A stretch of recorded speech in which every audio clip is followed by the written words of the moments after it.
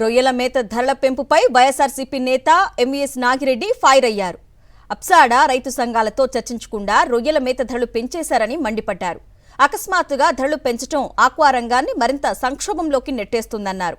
పెంచిన ధరలు అమల్లోకి రాకుండా చర్యలు తీసుకోవాలని ఎంవీఎస్ నాగిరెడ్డి డిమాండ్ చేశారు.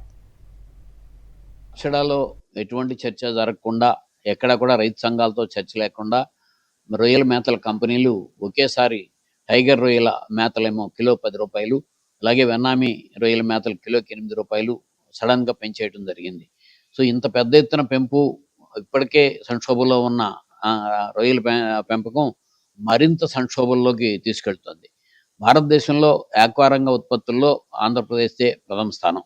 అలాగే దేశంలో వ్యవసాయ రంగ ఉత్పత్తుల ఎగుమతుల్లో బియ్యంది ప్రథమ స్థానం అయితే, రెండవ స్థానం మెరైన్ ఉత్పత్తులు. దాంట్లో సముద్ర రంగంలో పట్టుబడి రొయ్యలు కానీ లేకపోతే రైతులు పెంచే రొయ్యలే ప్రధానం.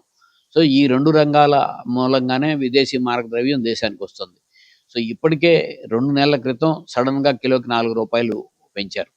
మరలా వెంటనే ఇంత పెద్ద ఎత్తున పెంపు అనేది ఇది ఏమాత్రం కూడా ఆ రంగానికి ఈ లాభసాటి కాదు. ఆ రంగం మరింత సంక్షోభంలోకి వెళ్ళే పరిస్థితి వస్తుంది. స్థితిలోనూ తక్షణం మీరు యాప్సడా మీటింగ్, ఎమర్జెన్సీ మీటింగ్ని కాల్ఫర్ చేసి మీరు ఈ టైగర్ రొయ్యల ధర పెంచిన ధర 10 రూపాయలు, వెన్నామి ధర 8 రూపాయలు అమలు జరగకుండా చూడవలసిందిగా ప్రభుత్వాన్ని విజ్ఞప్తి చేస్తూ నేను డిమాండ్ చేస్తున్నాను.